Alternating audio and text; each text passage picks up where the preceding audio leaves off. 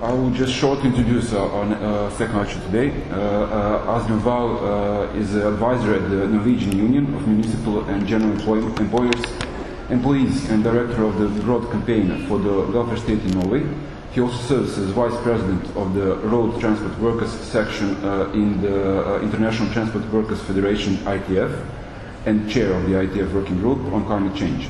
He is also a member of the coordinating committee of Forum Social Europe, which is an informal network for progressive trade unionists in Europe and active in the labor and globalization network.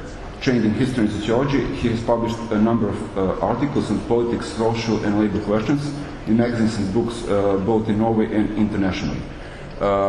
His latest book is called The Rise and Fall of the Welfare State. It was published in 2011 by Pluto Press.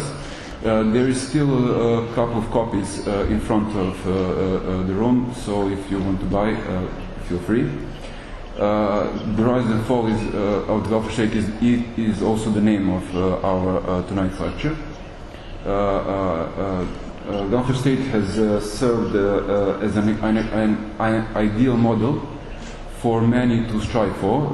It is still represented in the post-social societies as the ideal model that we should reach, but this kind of representations often ignore the context that welfare state was built in, the complex balance of powers that existed at the end of the Second World War.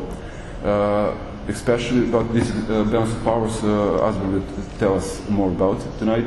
The coming up of the welfare state, its development, and the problems it is now, and the perspectives for it in the future. Asbjørn. Thank you very much, and thank you for inviting me here to talk about this welfare state.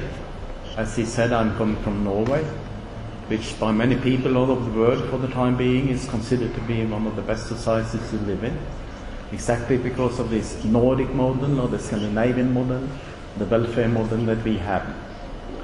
And I have heard over the last at least 20 years a lot of people from many different parts of the world saying exactly that they want to have the same model as we have. I have talked about trade unionists in Brazil, in South Africa, Central and Eastern Europe and so on, which told me the same story. We want to copy your model.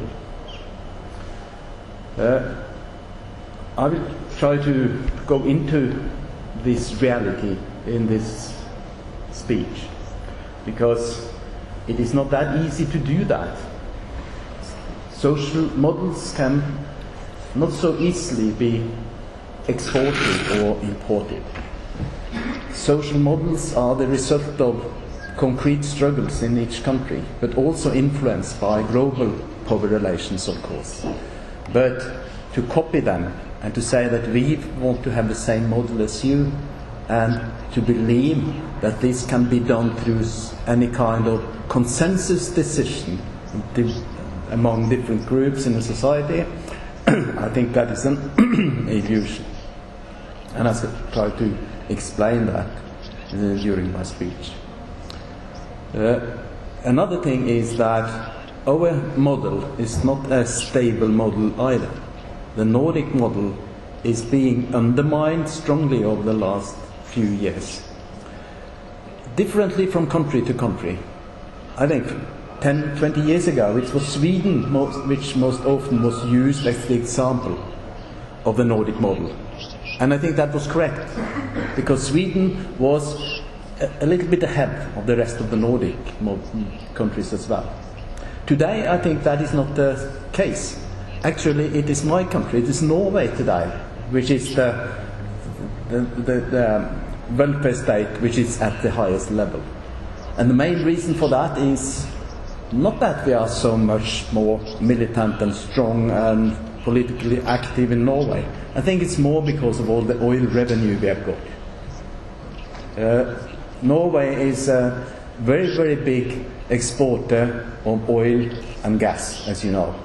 And that has given us a surplus in our state budget, which is not copied by any other countries in Europe today.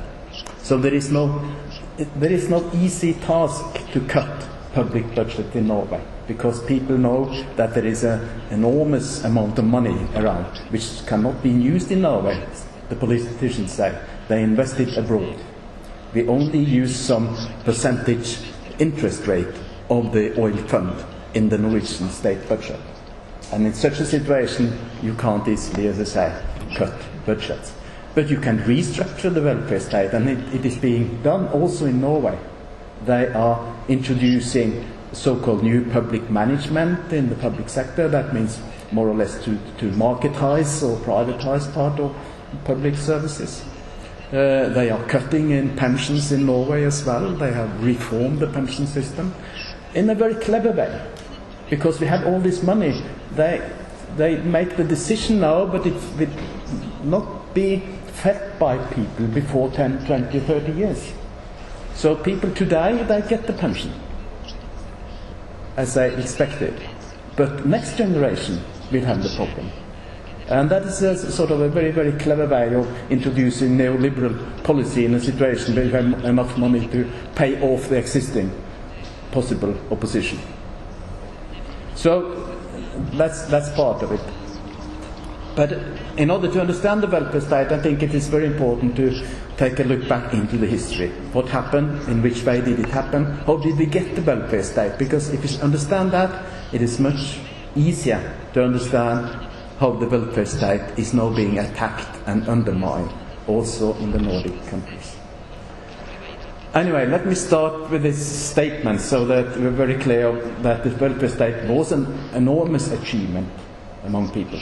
And it had its enormous support from ordinary people in all the developed welfare state. The welfare state represented great progress in terms of living and working conditions, unprecedented in the history of mankind. Public health, life expectancy, and social security improved enormously as the welfare state developed in the last century, mainly from 1945 after the World War II or up to the 1970 when it started in the way to turn. So this is my starting point. But what is important to me is to link the development of the welfare state to power relations in society, because the welfare state will more or less reflect the existing balance of power in any society. In the last resort, I say welfare is a question of the distribution of wealth in society. It is more that wealth and power, maybe we could have said. But the distribution of wealth in society is exactly a question of economic and social power. Those who have most economic and social power can also influence the distribution of wealth. The distribution of wealth, the power basis for the distribution of wealth is created in production system in the country. And what is it that gives us this economic and social power? Well, in the trade union labor movement, we know there can be many elements in that. Strong unions, strong labor movements, militant social forces, and so on, can influence that. But I think in the long run, it is decisive that we have control and ownership of capital, of natural resources, and so on. That is the most important basis for social power in the long run. So,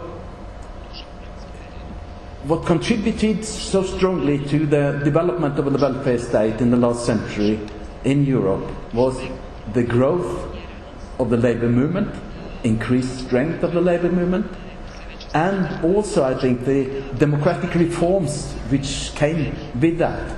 Universal suffrage as one of the most important elements of that, of course, that contributed strongly to change power relations in our society and change it enough to develop the welfare state to the level we did.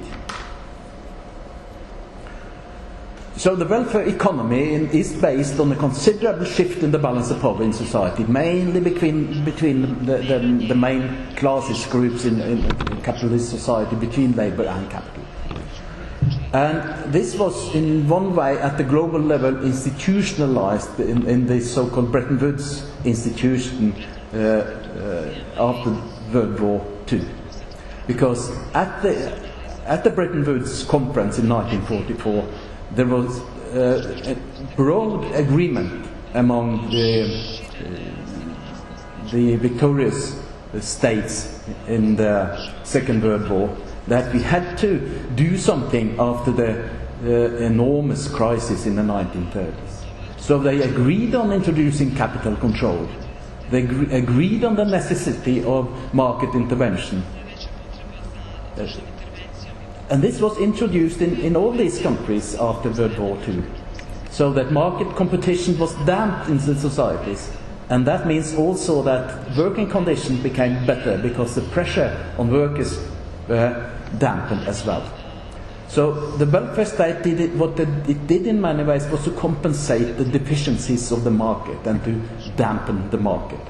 And in this way we got social insurance, public services, public utilities developed as basis of that shift in the balance of power. But this balance of power didn't come by itself, of course. It is linked to the social struggle in our countries. So well-developed welfare states were the results of social struggles based on popular mobilization, confrontation with the counter forces. That was also the situation in the Nordic countries. I know that many people from the Nordic countries, not least from the social democratic and labour movement, travel around in the world and say that the reason why we got the welfare state was that we stopped this confrontation and all these struggles and these strikes and started to cooperate and develop tripartite cooperation and social dialogue, and we solved the problems in a more civilized way. That is nonsense. The welfare state came as a harvesting period after 50, 60 years of very, very hard confrontations and struggle in the Nordic countries. There were general strike after general strike in the 1920s and 1930s. There were lockouts after lockouts. There were illegal strike after illegal strike. In all the Nordic countries, in Denmark, in Sweden, in Norway, workers were killed in some of these confrontations between labour and capital. So don't tell me that it came by itself because we started to cooperate. It came because capital forces realized when the labour movement became stronger and stronger in the 1930s that they had to sort of try to come to a compromise to avoid something worse happening, seen from their point of view, and something worse was socialism to them. So that was the reason why this class compromise was established in the 1930s in Sweden and Norway, and a little bit earlier in Denmark. And it also, the last part of this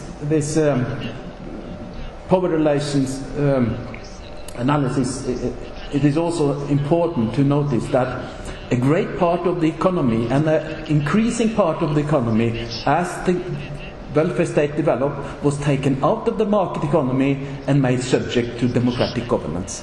That means exactly the public sector. The public sector increased and took an increasing part of the national economy. And that contributed further, of course, to shift the balance of power. The class compromise is important in understanding, if we want to understand the welfare state. The welfare state is the child of the class compromise. It is the result of this partnership between labour and capital. And this class compromise, as I said, was established because the labour movement became strong enough. You don't go into a compromise with somebody you can defeat. It was exactly the same for capitalist forces in the Nordic countries. If they could have defeated the labour and trade union movement, they would have done so. And they tried to do that. But they gave in, and then the compromise developed.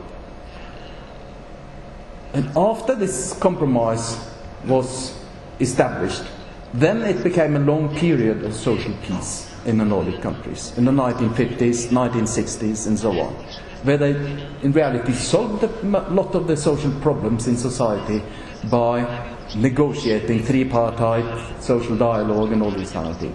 But also because we got a long period of booming capitalism.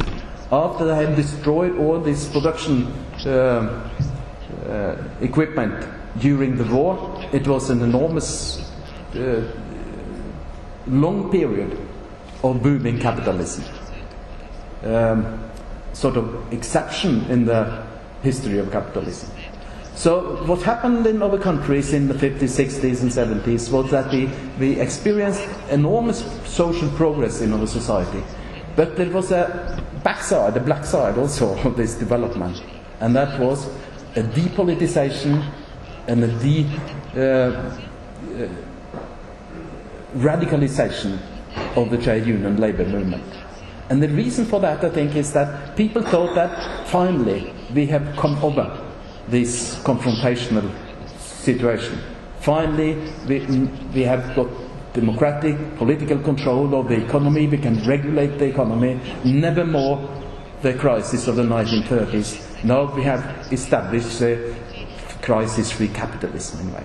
That became the dominant understanding in the working class in our societies.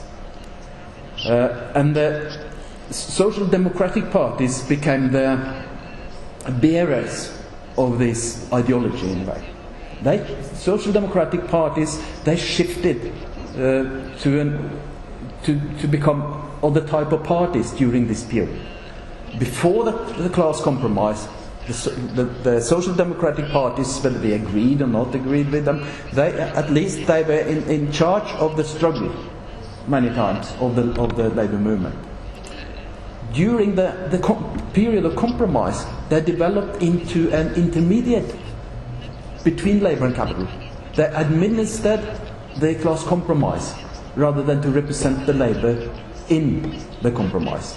So that is also important in order to understand the Social Democratic Party's development of the last 30 years. I have a figure here which maybe can, in terms of understanding the welfare state as a result of power relations. I said that the welfare state is based on or have three foundation pillars. The first pillar is what I would call the social help state. That was something that developed very early. The first sort of public welfare was introduced, as you know, by Bismarck in Germany, by the reactionary Bismarck in Germany, started to introduce public welfare measures and institutions. And why did a reactionary Bismarck do that in Germany? The historians say there are two reasons for that. One reason is that in the new industries, in the mines, the working conditions were so extreme that workers were expelled from the labour market altogether because of the health was broken down in a very short time. So they actually discussed at that time whether they would have enough labour force in the future if they continued to destroy workers like that. So they had to introduce some labour legislation, labour protection in this period in order to secure labour reproduction in the future. So that was actually in favour of, in the interest of capital to do that. So that was one of the reasons why Bismarck did that. The other reason the historian said was that the new working class, which was developed under industrialization in Germany as well, started to radicalize, to organize themselves. They started to develop socialist ideas and so on, and that was seen as a threat, of course. So the other reason why Bismarck did that was to dampen the radicalism of the new labour movement. And what Bismarck did at the same time as he introduced labour reforms and welfare institutions in favour of labour, in favour of the workers, proves that, because at the same time he banned the Social Democratic Party because that was too dangerous. So that was the first pillar, the minimum welfare that capitalism need in a way, but also influenced by the wish to dampen radicalism. The other pillar, of course, is the struggle of organized labor. That is the most important thing, which brought the welfare state from a minimum level up to the level we have experienced in the Nordic countries. The third pillar is very closely linked to that, but I think it's very important to put it as a pillar by itself, namely the system competition with the Soviet system, with the Soviet Union and this real existing socialism, whatever you want to name it. And that was important because we have to remember, if we think back to the 1945, what was the situation in Europe? It was a very, very radicalized labor movement in many parts of Europe. Very, very strong communist parties and strong trade unions in France. Very strong communist party and trade union movements in Italy. Attempt at revolution in Greece and so on. So it was a real fear for socialism among capitalists in Western Europe in the post-war period. And they followed Bismarck's example, in a way, to introduce and to give in to a lot of demand from the labor movement in order to dampen its radicalism. So, and further after that, also this, when the Cold War started between the Western capitalism and the Soviet Union, it was very important for the capitalist countries in Western Europe to get support from ordinary people in this Cold War. So it was important to introduce reforms which could satisfy at least some of the demands of the labor movement.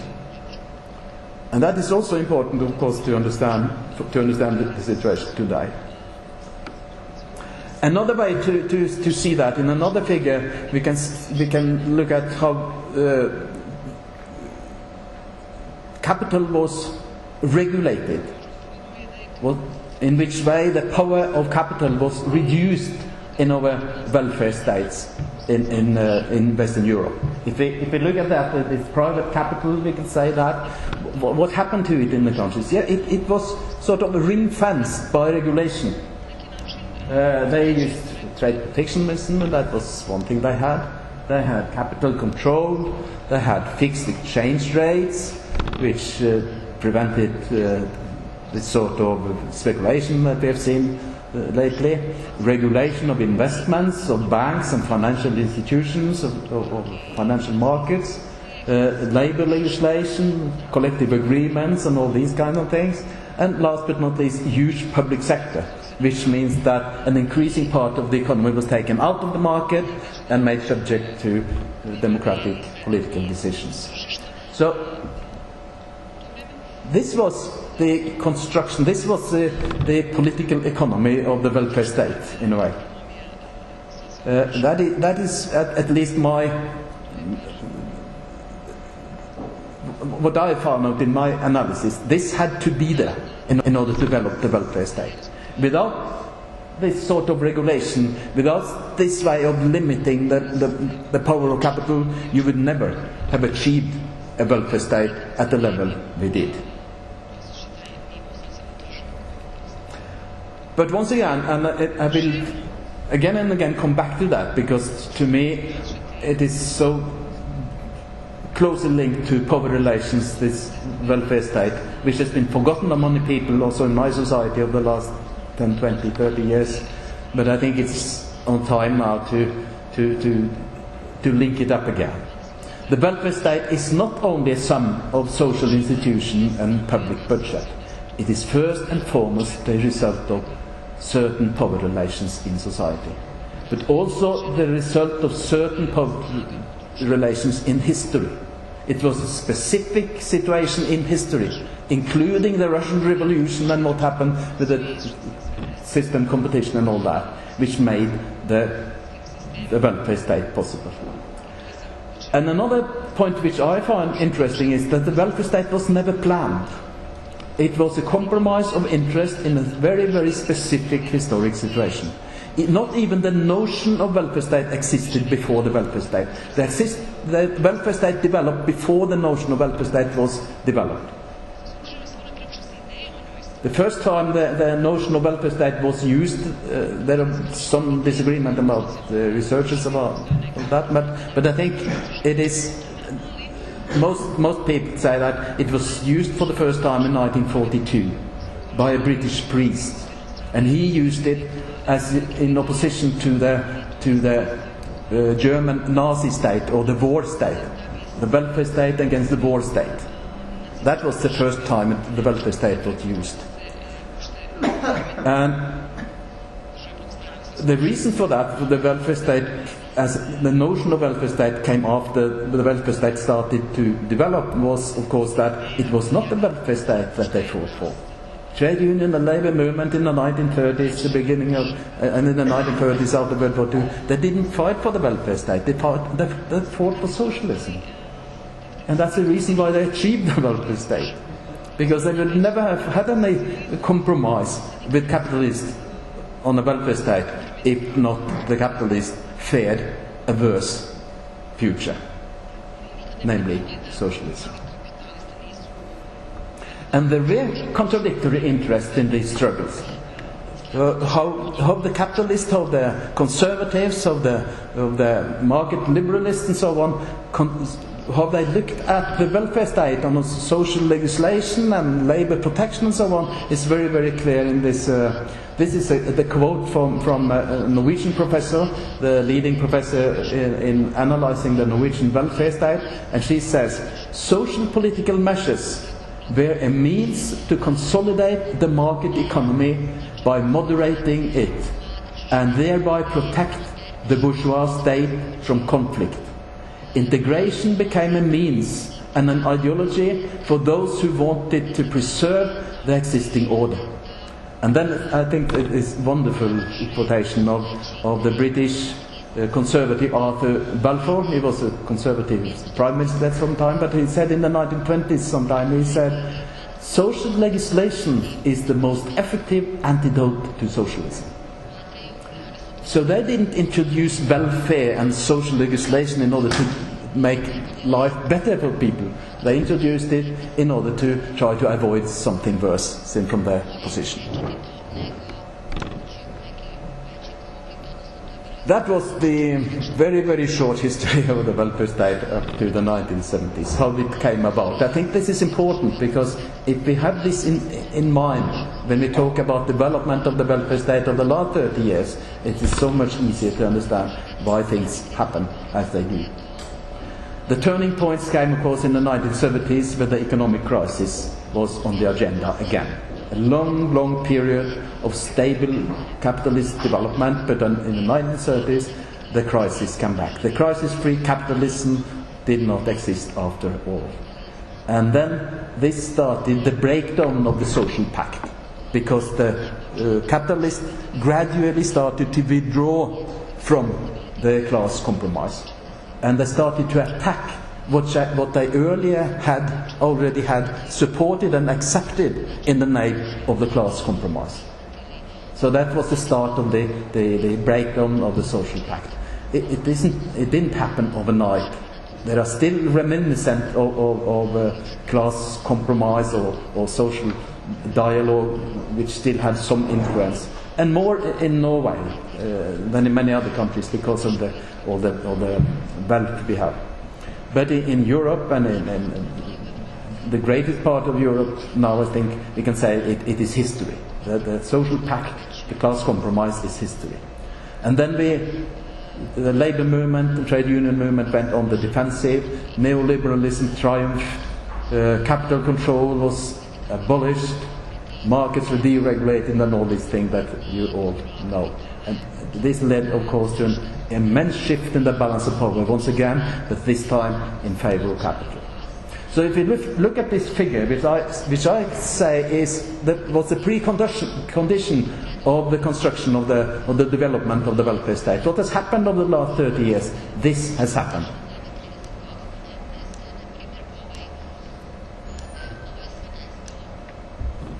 So there is where we are today, and that includes Norway as well.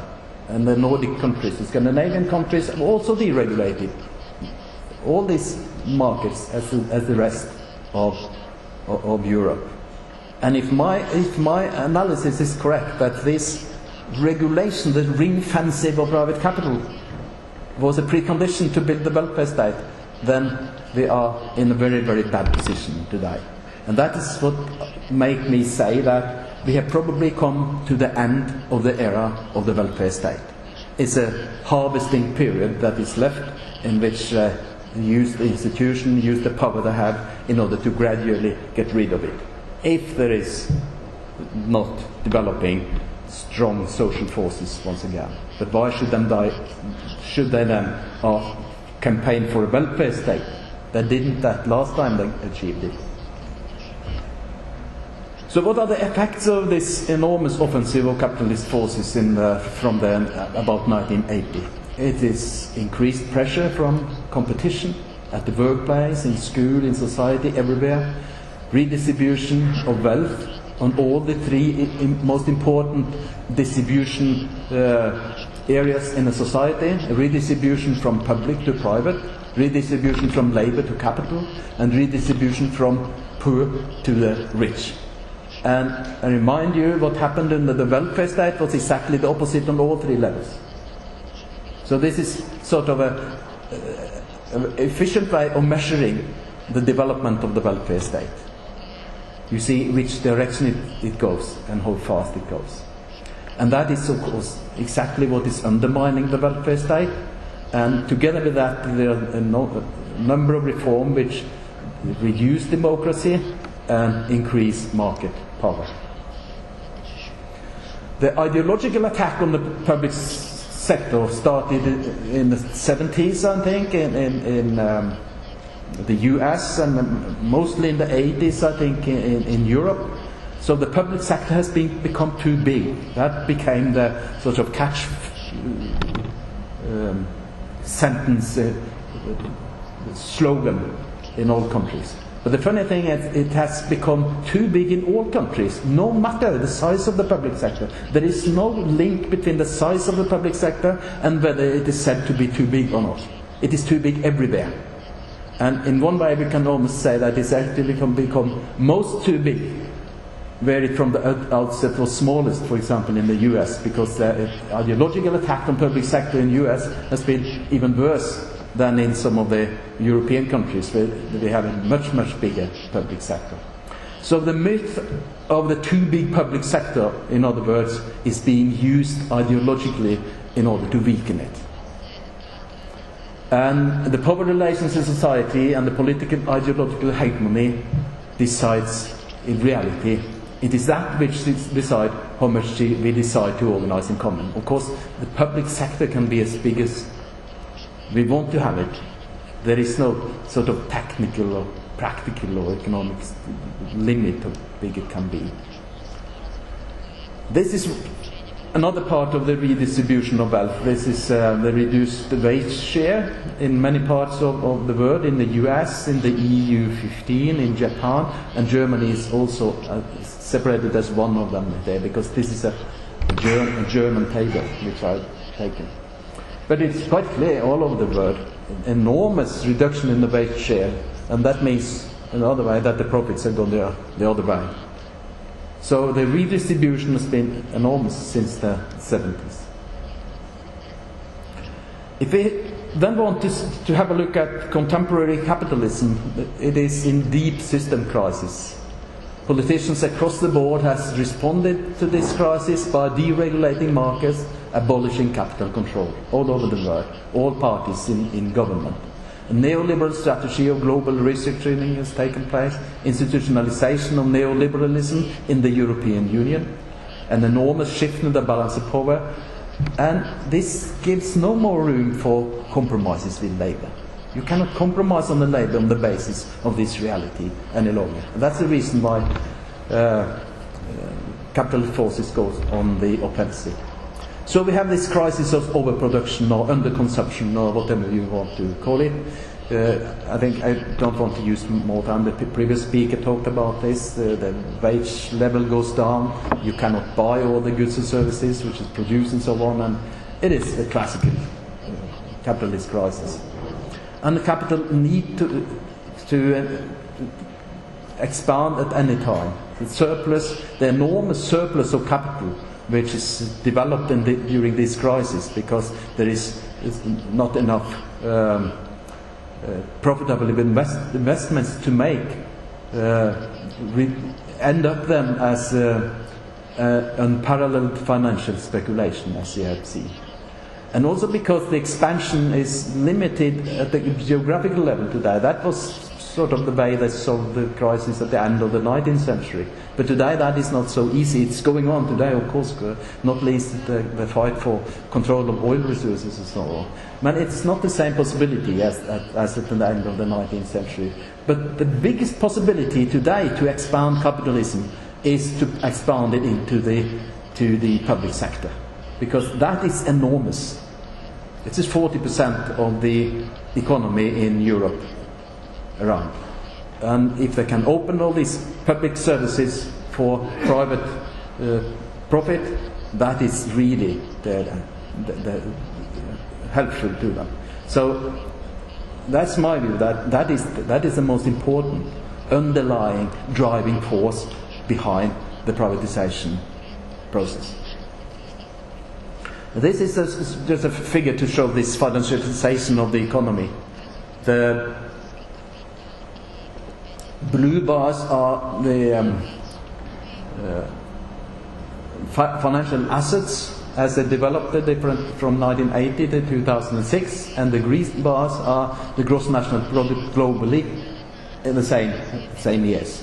That not directly linked these two, but it's just to show how enormous growth of financial capital which took part in this period and contributed to create, of course, then the financial crisis when it came. Warren Buffett, the world richest or second richest man, said already in a letter to his investors in 2002, when he talked about this enormous creative development of derivatives and financial instruments, then these were financial weapons of mass destruction. How have all this financial capital been developed? A German economist, actually he died a couple of years ago, Jörg Hufschmidt, maybe you have heard of him. He was one of the leading radical economists in Europe. He gave the following explanation for why all this financial capital how they come about. One thing, of course, was the enormous redistribution of wealth, because the tax was reduced enormously on the rich, and the wage share was reduced. The second thing is the deregulation of credit politic, the growth of the pension funds and the privatization of pension in many countries, which has contributed enormously. The Norwegian oil fund, which has been renamed the pension fund, is part of this fund. And the abolishment of capital control. So this development in each of these four areas, said Hufschmidt, was the most important reason why we got this financialization of the economy. And it ended, he said, as it had to end. The European Union, of course, has been deeply influenced or informed by this development. Since the hegemony of financial capital from about 1980, most of the development of the European Union institutions and pacts and treaties and so on has has happened in this period. And that's, of course, when you develop a supranational state, or whatever you call it, or institution, supranational institution, and policies and legislation in a situation in which there is an enormous dominance hegemony of financial capitalist interest, then the institutions and the development of the European Union will reflect these power relations. And that is actually what has happened. The European Union has therefore, because it was formed mainly under this period, has become a driving force in both in the financialization of the economy and the neoliberal restructuring. And the Troika, which has already been mentioned many times, the Commission, European Central Bank, IMF, is safeguarding this way the dominance of financial capital, or capital in general. And this also happens without any democratic legitimacy. Democracy is rather being further undermined in Europe today. And it is interesting to see that the only elected body in the European Union, the European Parliament, has become almost completely sidelined in these processes. They do not even take part in the negotiations, in the decisions. It is the Commission and the head of governments together that do this, and they reduce democracy in Europe further. And the crisis now, the financial crisis, has changed it all. Gigantic rescue packages, as we know, saved the economic system from the financial crisis.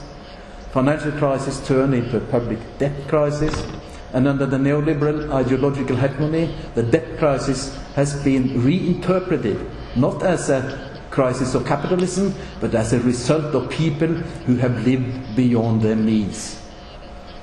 Including in that, of course, the lazy Greeks and whatever, who is lazy these days.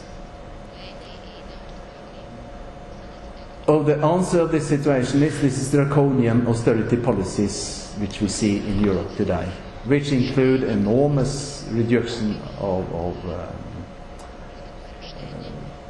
wages. Wages in public sector have been reduced. I don't know if I have the full oversight of what happened in the European Union, but I know that at least 10 countries, the wages levels in the public sector has been reduced without any negotiations with the trade unions. Only by decrease from the governments or by political decisions in parliaments. From 5% in Spain to more than 40% in Lithuania. Pensions, the same way. In the current situation, the most crisis-ridden countries in Europe are forced to privatize whatever is left to privatize.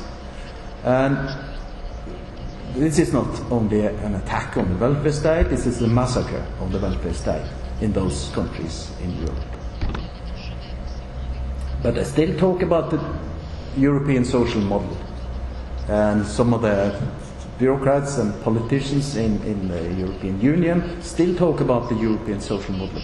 Although they, as a previous speaker also said, which also I have seen, that they more openly talk about what's really going on now than I did only some few years ago, which in my view reflect that they have full control, there is no threat against their power in the current situation. So they dare say what is the real situation. So the European social model is de facto given up. Rather than regulation of the financial markets, which they started to talk about in 2008 when the crisis came, they are now more or less given up there, and what is happening now is further privatization. Mass unemployment and more precarious jobs is exploding, social dumping rapidly growing in many industries, trade union rights are under attack, and the political climate is shifting.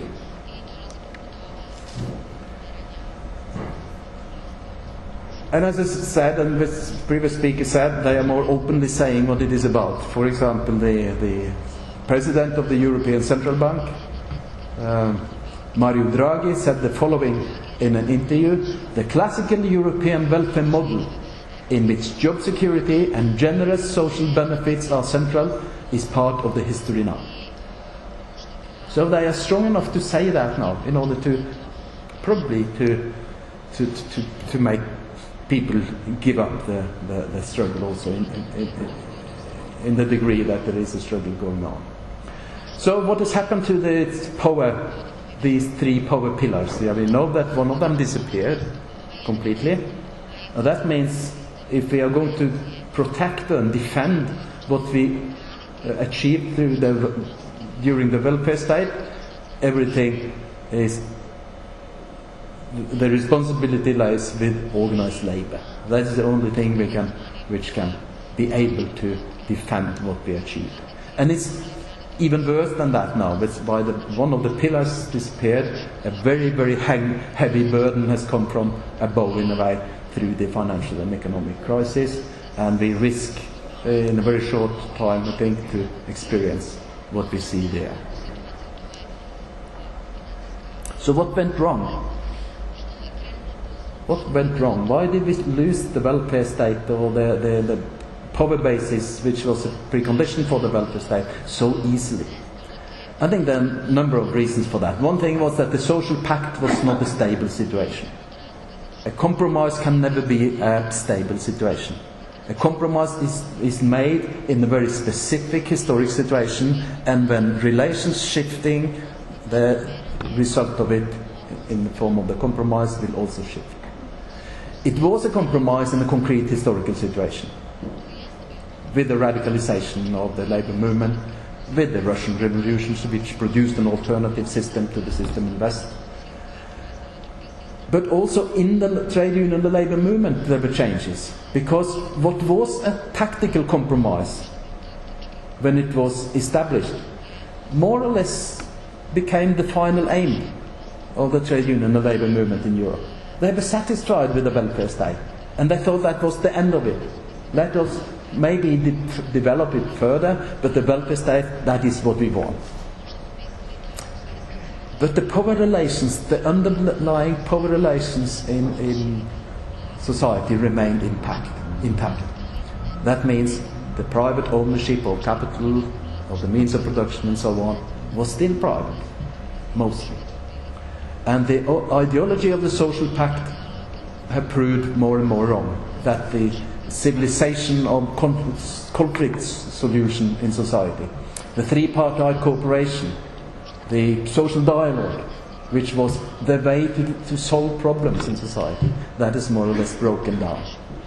And the labor trade union, labor movement was taken completely by surprise by the neoliberal offensive in the 1980s. So, to conclude, this was just not enough. That's the thing we have to learn today, I think. This was not enough. So there is no reason why we should start again to mobilize for the welfare state, because that is not a stable situation. What we have to do is to defend what we achieved through the welfare state, and then raise new visions of another society. Because now we are experiencing that it goes from consensus to confrontation.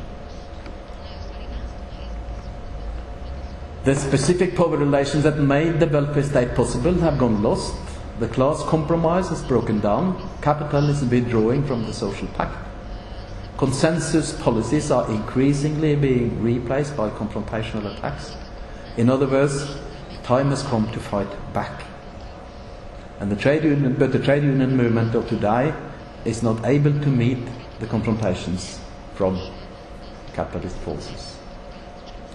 So what we rather see in the European Union is this new economic governance, which I call it, which you already has talked about, so I'm going to just quickly mention it. The European semester, that is when the national government send the proposed state budget to Brussels for surveillance before they return it back home and take it to the parliament. The six-pack is, as was said, sort of further restricting, making Keynesianism impossible, in a way. The Euro Plus Pact and the Fiscal Pact are all in the same direction. A new system of economic sanctions are coming with them in order to put power behind their aims. Austerity policies are turned into a matter of principle. We can more or less say that austerity policies is institutionalized or constitutionalized with these pacts.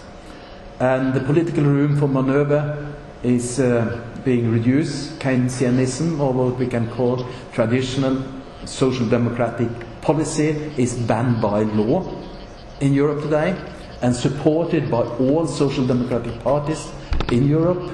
That is the self-destruction process that they are in. So the result is, even if you get a centered left government, as they have in Norway today and in Denmark today, they have no room for maneuver, because it is in a way they are locked in. So it becomes in a way like the very good English saying that said, to be in office but not in power. They can be in the government, but they cannot do much. The General Secretary of the ETUC, the European Trade Union Movement, which was and still is very, very supportive to the European Union and has supported all the pacts and all that, even he got angry when the Euro Plus Pact was launched in 2011 or adopted. And he said, EU is on a collision course with social Europe. This is not a pact for competitiveness, as they call it. It is a perverse pact for lower living standards, more inequality, and more precarious work. Pretty strong statement from a guy like him. So some of the consequences we see of this is that the European Parliament is being sidelined, and even more so the national parliaments. This represents, therefore, a dramatic further de-democratization of the economic politics in the European Union. The measures are pro-cyclical and thus socially and economically destructive, which will lead to a further, deeper depression. There is a polarization between the core and the periphery in Europe. We have discussed this before, and you are part of it. You are part of the periphery, and we suffer more than anybody else. Most of the strong financial capital in Europe are based in the core of Europe. And together this represents the institutionalization of the hegemony of neoliberalism and the interest of finance capital. There are still different views on this, of course. And Mario Monti, this was a commissioner one time and Prime Minister of Italy after that again, he said, before he became Prime Minister in Italy, he said, what we are witnessing today is the great success of the euro. And the most concrete demonstration of that success is Greece, which is being obliged to take on the culture of stability with which it is transforming itself. Oh yes, they are doing it. So many people say also in the labour movement, the trade union movement, on the left in Europe, that austerity policies in Europe, they are criticising it for failing to counteract the effects of the crisis. And they try to convince the Commission and others to change policy because this doesn't work. I think that is a mistaken understanding, because I think the aim of the austerity policy is not to regain economic growth and create jobs. It is implemented in order to destroy the welfare state and defeat trade unions. At least that is what is going on. If I not want to be conspirative, maybe I could say this is what is going on, rather than to say that what they want to happen, but it is happening. So the elites used the crisis as an opportunity to carry out what they did not achieve with the Lisbon strategy, namely to make Europe the most competitive part of the world. That means to have lower social costs and lower wages than in the US, and they have to have a look at China also now. So that is what's going on, I think, in Europe today. So we are developing towards a more and more authoritarian European Union. Financial capital in Europe aims at privatization and a massive redistribution of wealth. To secure this redistribution, trade unions and union rights must be undermined and weakened, because trade union movement, even if it is on the defensive, even if they are not so strong, they are the only social force with the potential to grow up to be a resistance which can stop this. That's the reason why they are now coming with restrictions on trade union rights and so on. And the crisis-ridden countries are being set under administration by the Troika. In short, a more authoritarian supranational state to defend private property and capital power is rising at the European level, and that is what is going on these days. If we want another solution than that, a democratic solution of the current crisis, we have to disarm financial capital and regulate the markets, take control of financial capital, socialize banks and financial institutions and so on.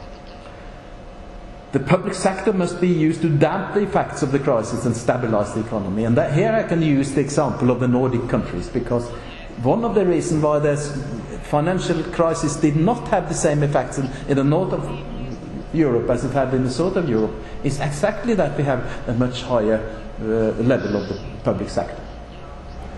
Because that functions stabilizing on the economy, and not, as the neoliberals say, quite the opposite. But I think that it is only the trade union movement today, with allies of course, that has the potential to push solution in this direction. But potential is one thing, reality is another. And in reality, trade union movement in Europe today is not up to it, but the potential is there. And the trade unions are not up to it because the labour movement is in crisis. It's a deep political, ideological crisis of the left. The social partnership ideology is still dominant in most of the trade union labour movement.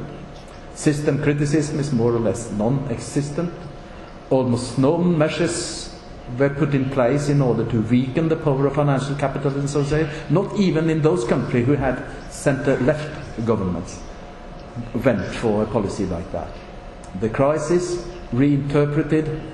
reinterpreted as public responsibility.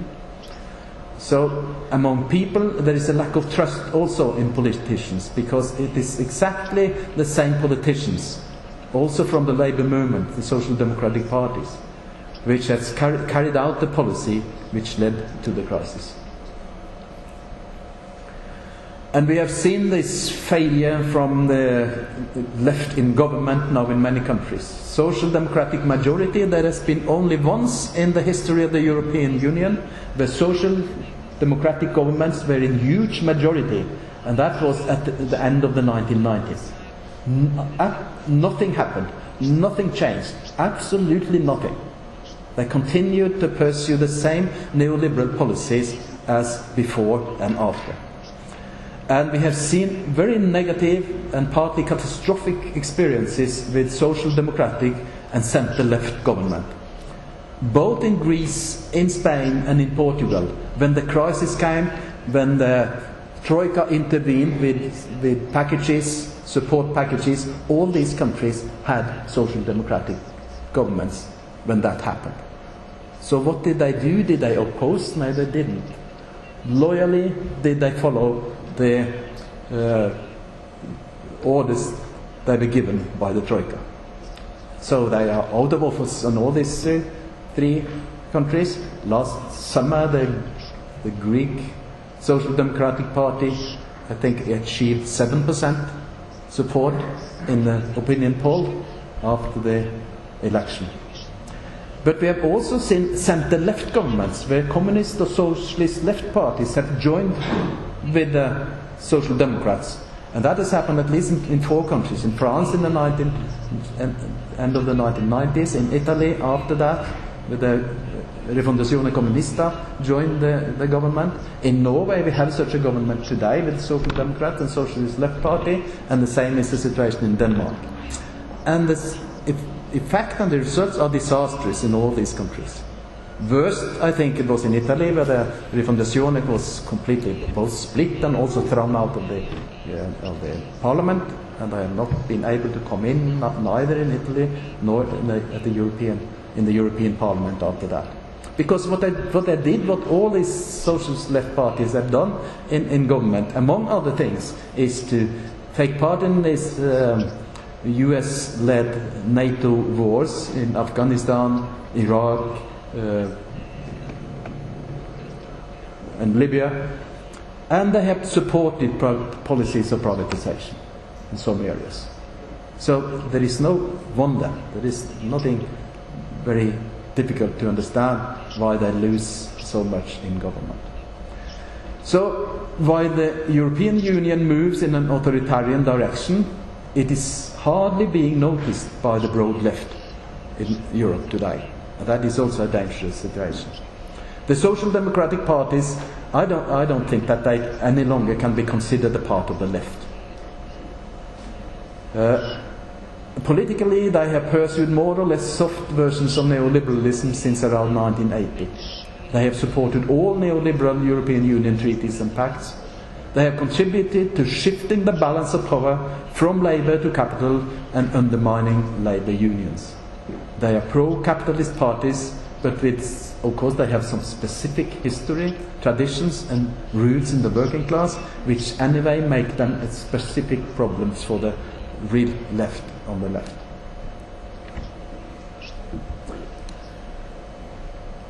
So one of the effects of this, or at least it contributes to this effect, that the left is not able to pursue any sort of left policy any longer. We have a rise of the right-wing populism and right-wing extremism. Have I used up the time? 5 minutes.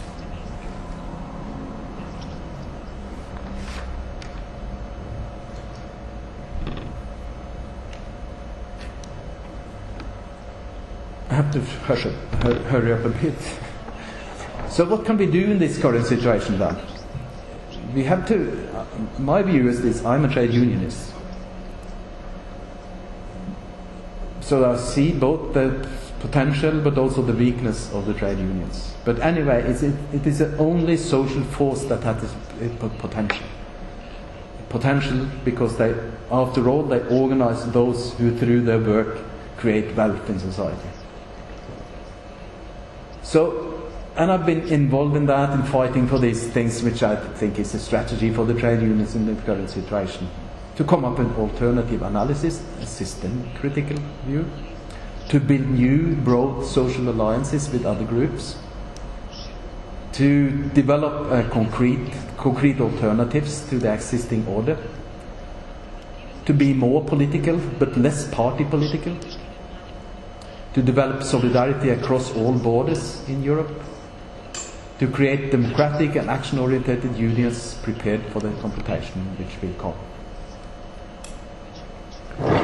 But then we also have to go beyond Keynesianism. Keynesianism is not enough. Emancipatory social policies presuppose a huge shift in the balance of power in society. That is one thing. And we have learned now from practice, from reality, that the welfare state did not go far enough in taking democratic control of the economy. It was lost, and lost very easily.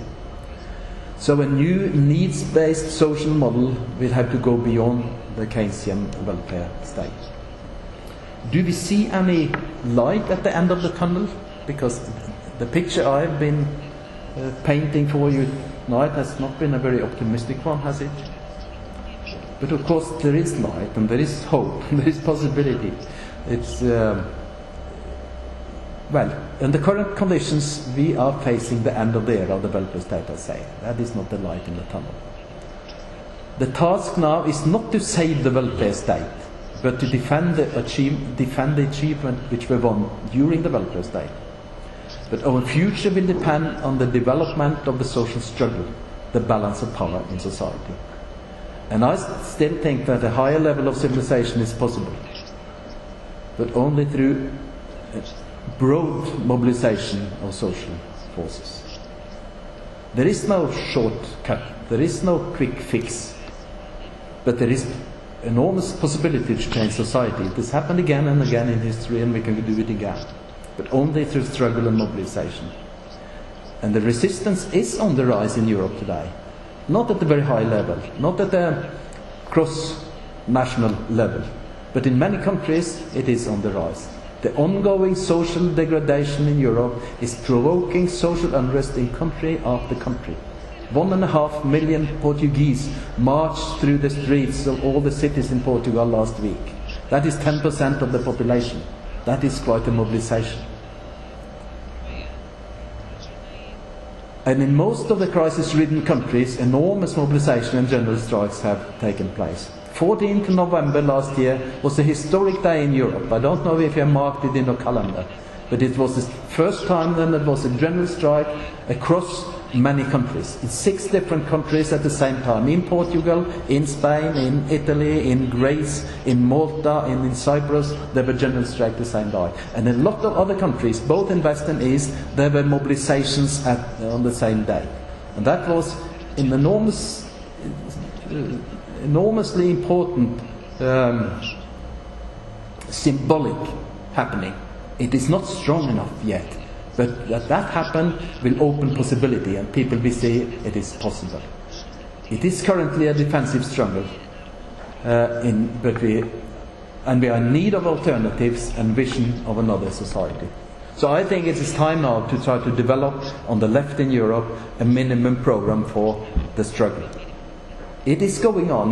The process is going on. There is an initiative called the Alter Summit. Alter Summit, the alternative summit in a way to the EU summits. And that Alter Summit will meet in Greece, in Athens, on 7th, 8th and 9th of June in order to adopt a minimum program for the trade union and social movements in Europe. And in that minimum program, I'm quite sure that fight austerity, defend of the public services will be high on the agenda, redistribution of wealth, let the rich pay, cancel public debt created by the financial crisis,